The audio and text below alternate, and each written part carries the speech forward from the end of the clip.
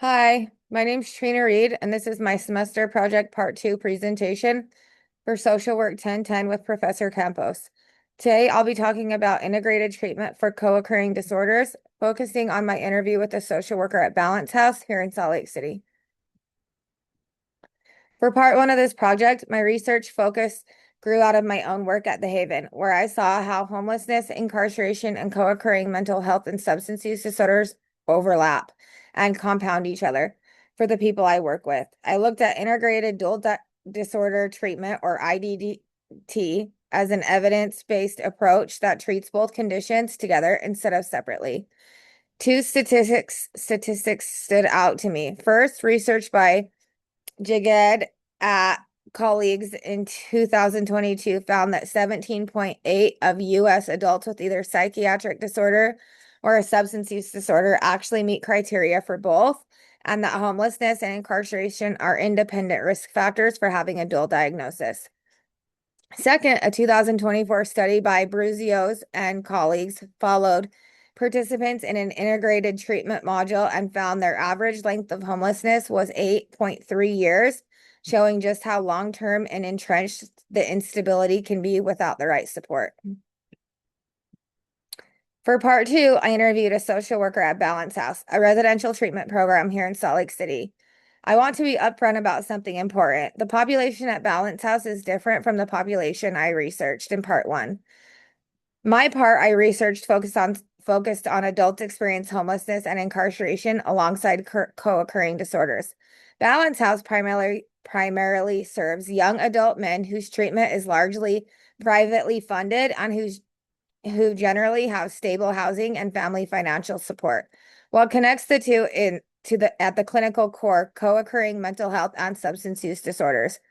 But the populations differ sharply in their access to resources. I actually found this contrast really valuable because it let me compare how the same underlying clinical needs may play out very differently depending on a person's circumstances and access to care. I'll come back to this comparison at the end. Balance House is a long-term residential treatment program for young adult men ages 18 to 35, located here in Salt Lake City at the base of the Wasatch Mountains. The program follows a 4-phase continuum of care that spans about a year, moving clients from highly structured residential treatment toward independent, sober living. It's privately held by a group of partner owners with no outside investors, which came up in my interview as something that shapes the culture of the place. Their mission isn't just about achieving sobriety, it's about helping young men build meaningful, independent lives through emotional stability, healthy relationships, accountability, and a sense of purpose. The typical client at Balance House is a young adult man, often from a family with resources to pursue long-term private treatment. Many clients arrive after substance use, mental health symptoms, family conflict, or academic or occupational struggles have significantly disrupted their lives, and often after they've already tried shorter term treatment programs that didn't really stick. In terms of what they're dealing with clinically, the most common issues include substance use, things like alcohol, cannabis, stimulants, and opioids, often polysubstance use, alongside anxiety, depression, ADHD, and trauma-related symptoms. My sister, who I interviewed, also mentioned seeing a lot of emotional dysregulation, attachment difficulties, low self-esteem, and executive functioning defects, which makes sense given how intertwined mental health and substance use tend to be for this population. Balance House is structured a little differently than a typical top-down organization. Since it's privately owned by its partners, the CEO, president, executive director, and clinical director, those partners work collaboratively across departments rather than a strict hierarchy. Underneath that leadership, there are 2 main teams. The clinical team, led by the clinical director, includes the therapist, like my sister, the medical director who handles psychiatric evaluations and medication management. The programming team lead, led by the executive director, includes case managers, residential staff. Both teams coordinate closely with each other, as well as the client's families and outside referents, like schools, employers, and legal professionals, to make sure everyone's care stays consistent. As a primary therapist at Balance House, my sister's day-to-day responsibilities are pretty extensive. She provides individual, group, and family therapy, and she completes assessments, treatment plans, clinical documentation, and ongoing risk evaluations for her clients.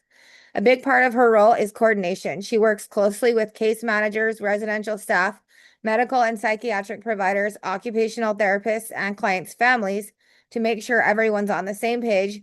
And beyond the therapy sessions themselves, she's talked about how much of her job is helping clients actually apply what they're learning in therapy to their daily lives, which really is where the real progress happens. Balance House uses a wide range of evidence-based treatment modalities tailored to each client's needs. That includes CBT and DBT, motivational interviewing, EMDR for trauma, attachment-based and family systems therapy, relapse prevention strategies, psychiatric care and medication management, and encouragement to participate in 12-step and other recovery communities. What stood out to me the most was how much emphasis there is on coordinating care across providers. Treatment isn't silhouette. Mental health and substance use are both treated together, not separately, which directly reflects the IDT model from the part one research. My sister communicates constantly with case managers, residential staff, medical and psychiatric providers, and families when needed, with schools, employers, legal professionals, and outside referents to keep everyone's goals and expectations aligned. Ethics came up in a meaningful way in my interview. My sister described boundaries as clear, consistent, and clinically purposeful, not about being distant, but about creating safety for the client. Separating her private and professional life is challenging in a residential program like this, since staff sees clients regularly over a long period of time. So she's intentional about what she shares. About what she shares and leans on supervision when unsure. Self-disclosure is used selectively only when it clearly benefits the client, and professional relationships stay relational, but not boundaried. She can care deeply about clients and hold them accountable while still maintaining her therapeutic role.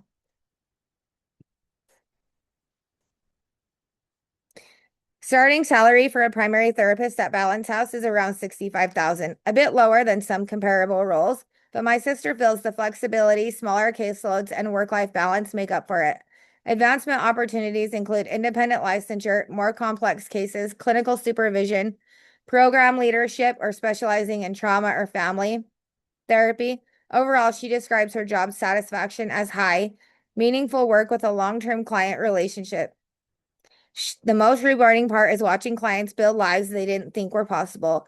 The most challenging part is that progress isn't linear. She has to balance client autonomy with family and referent expectations.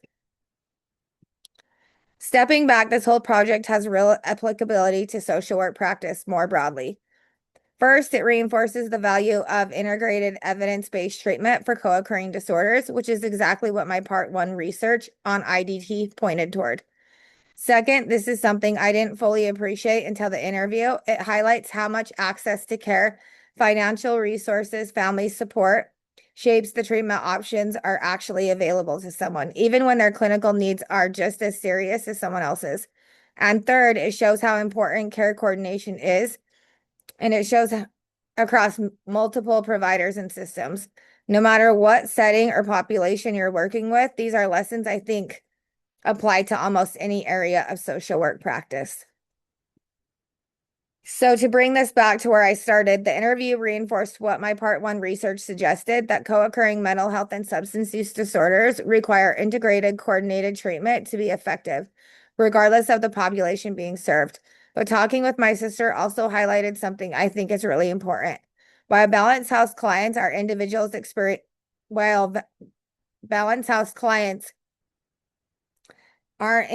experience homelessness or incarceration, they may share a lot of the similar underlying struggles: trauma, mental illness, substance use, family disruption. Their access to treatment differs sharply based on their financial resources. Balance House can offer a full year of intensive individualized care. Populations without those resources often have to deal with urgent competing needs like housing and safety before they can even get into the deeper clinical work. This comparison really deepened my understanding that effective social work isn't just about knowing the right evidence-based interventions. It's about recognizing how to access resources and systemic barriers shape whether those interventions are even available to the people who need them. And these are my references. Thanks.